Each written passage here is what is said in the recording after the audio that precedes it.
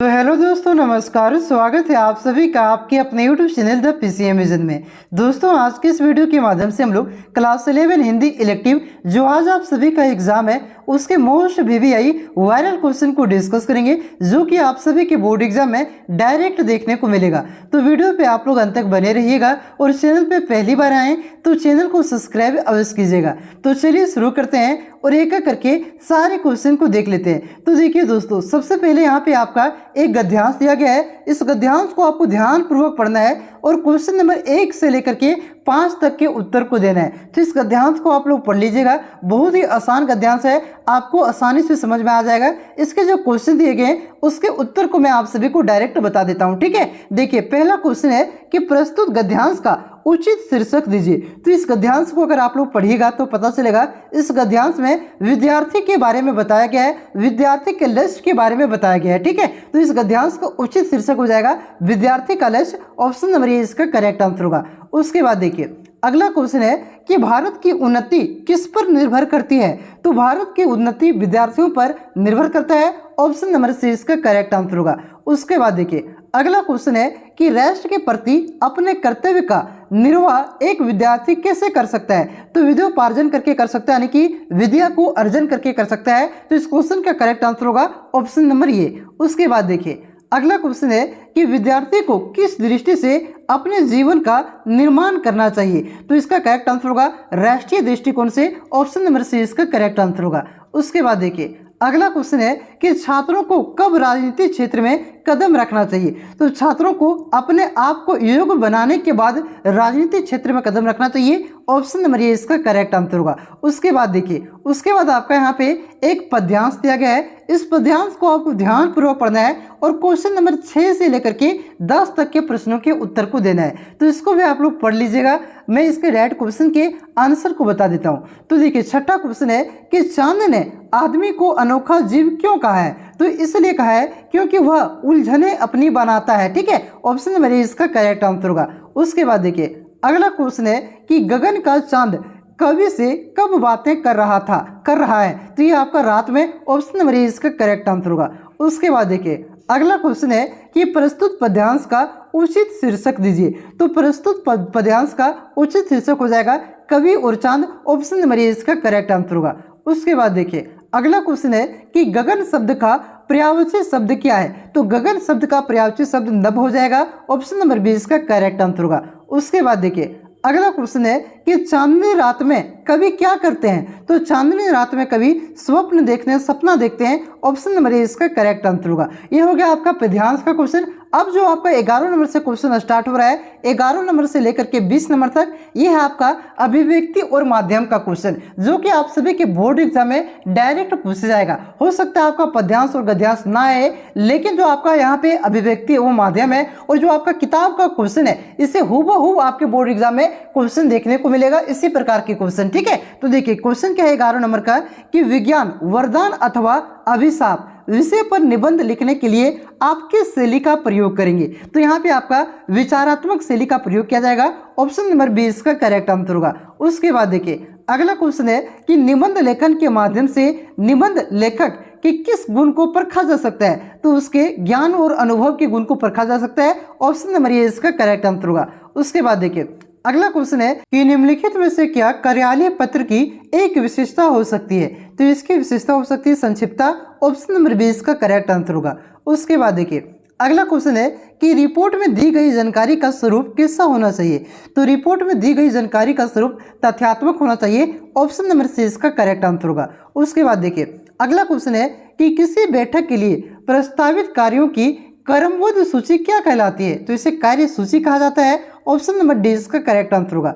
उसके बाद देखिए, अगला क्वेश्चन है कि प्रत्यक्ष संवाद की वजह किसी तकनीक या आंतरिक माध्यम के द्वारा समाज के एक विशाल वर्ग से संवाद कायम करना कहलाता है। तो इसे जनसंचार कहा जाता है। ऑप्शन नंबर 20 का करेक्ट आंसर होगा। उसके बाद देखिए, अगला क्वेश्चन है कि समाचार सामग्री की अशुद्धियों को दूर करके पठनीय एवं प्रकाशन योग्य बनाना कहलाता है। तो इसे क्या कहते हैं। तो इसे कहा जाता है आपका संपादन। ऑप्शन नंबर 20 का करेक्ट आंसर होगा। उसके बाद देखिए, अगला क्वेश्चन है कि सूचनाओं का संकलन एवं संपादन कर पाठकों तक पहुंचाना क्या कहलाता है? तो इसे पत्रकारिता कहते हैं। ऑप्शन नंबर 20 का करेक्ट आंसर होगा। उसके बाद देखिए अगला क्वेश्चन है कि जनसंचार का सबसे नवीन यानी कि सबसे नया एवं लोकप्रिय माध्यम है। तो सबसे नया और लोकप्रिय माध्यम क्या है जनसंचार का? तो ये आपका इंटरनेट है। ऑप्शन नंबर 3 इसका करेक्ट आंसर होगा। उसके बाद देखिए अगला क्वेश्चन है कि समाचार किस शैली में लिखी जाती है?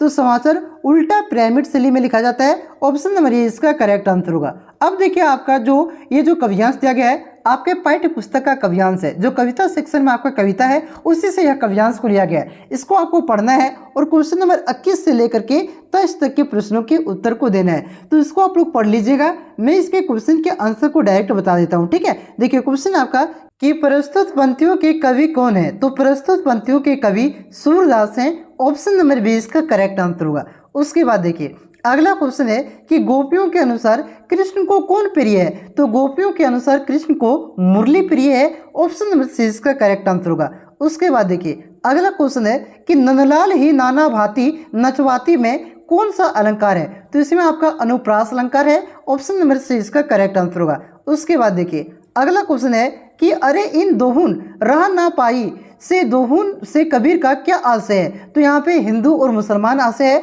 ऑप्शन नंबर ए इसका करेक्ट आंसर होगा। उसके बाद देखिए अगला क्वेश्चन है जहरी जहरी झीनी बूंद परती मानो में जहरी जहरी कौन सा अलंकार है?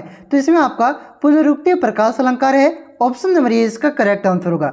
उसके बाद देखिए अगला क्वेश्चन है कि पाठ्य पुस्तक में पद्माकर ने अपने कविता में किसका वर्णन किया है?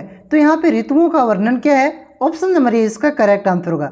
उसके बाद देखिए अगला क्वेश्चन है कि संध्या के बाद कविता में वृद्ध विधवाओं की तुलना किससे की गई है? तो बगुलों से किया गया है। ऑप्शन नंबर ए इसका करेक्ट आंसर होगा। उसके बाद देखिए अगला क्वेश्चन है कि घर में वापसी कविता में पत्नी की आंखें कवि के अनुसार क्या है? तो हाथ है। ऑप्शन नंबर डी इसका करेक्ट आंसर होगा। उसके बाद देखिए उसके बाद अगला क्वेश्चन है कि महादेवी वर्मा का आधुनिक काल के किस वाद से संबंध है? तो छायावाद से है। ऑप्शन नंबर ए इसका करेक्ट आंसर होगा। उसके बाद देखिए अगला क्वेश्चन है कि कबीरदास की रचनाएं किस पुस्तक में संकलित है? तो ये बीजक में संकलित है। ऑप्शन नंबर सी इसका करेक्ट आंसर होगा। उसके बाद देखिए अब यहाँ पे आपका एक गद्यांश दिया गया है और ये गद्यांश आपके किताब में जो कहानी सेक्शन है उसी से उठाया गया, ठीक है। इसको पढ़ करके आपका क्वेश्चन नंबर 31 से लेकर के 33 तक के प्रश्नों के उत्तर को देना है। पढ़ लीजिए, मैं इसके क्वेश्चन के आंसर बता देता हूँ। देखिए क्वेश्चन क्या आपका कि प्रस्तुत पंक्तियों के लेखक कौन है? तो प्रस्तुत पंक्तियों के लेखक आपका है भारत तेंदु हरिश्चंद्र। ऑप्शन नंबर 20 का करेक्ट आंसर होगा। उसके बाद देखिए अगला क्वेश्चन है कि इंग्लैंड के लोग आगे क्यों बढ़ गए? तो इंग्लैंड के लोग आगे इसलिए बढ़ गए क्योंकि वे काम करते हुए आगे की उन्नति के विषय में सोचते हैं, ठीक है। ऑप्शन नंबर 20 का करेक्ट आंसर होगा। अगला क्वेश्चन है कि प्रस्तुत पंक्तियां किस पाठ से ली गई है? तो ये आपका भारतवर्ष की उन्नति कैसे हो सकती है उससे ली गई है। ऑप्शन नंबर डी इसका करेक्ट आंसर होगा। अगला क्वेश्चन है कि ईदगाह कहानी के मुख्य पात्र का क्या नाम है? तो ईदगाह कहानी के मुख्य पात्र का नाम है हामिद। ऑप्शन नंबर बी इसका करेक्ट आंसर होगा। अगला क्वेश्चन है कि दोपहर का भोजन किसकी रचना है? यानी कि दोपहर का भोजन है उसका लेखक कौन है? तो इसका लेखक आपका अमरकांत। ऑप्शन नंबर ए इसका करेक्ट आंसर होगा। अगला क्वेश्चन है आपका कि ओम प्रकाश वाल्मीकि ने खाना बदोश कहानी में किस वर्ग की विडंबना को उजागर किया है? तो यहाँ पे आपका श्रमिक वर्ग के। ऑप्शन नंबर ए इसका करेक्ट आंसर होगा। अगला क्वेश्चन आपका है कि ज्योतिबा फुले की पत्नी का क्या नाम था? तो उसका नाम था आपका Savitribai Phule. Option number C इसका करेक्ट आंसर होगा सावित्रीबाई। उसके बाद देखिए अगला क्वेश्चन है कि गूंगे कहानी में किसके प्रति समाज में व्यापक संवेदनहीनता को रेखांकित किया गया है? तो दिव्यांग के प्रति। ऑप्शन नंबर ए इसका करेक्ट आंसर होगा। अगला क्वेश्चन है कि हरिशंकर परसाई प्रसिद्ध खाली स्थान लेखक थे। तो ये आपका एक हास्य व्यंग लेखक थे। ऑप्शन नंबर बी इसका करेक्ट आंसर होगा।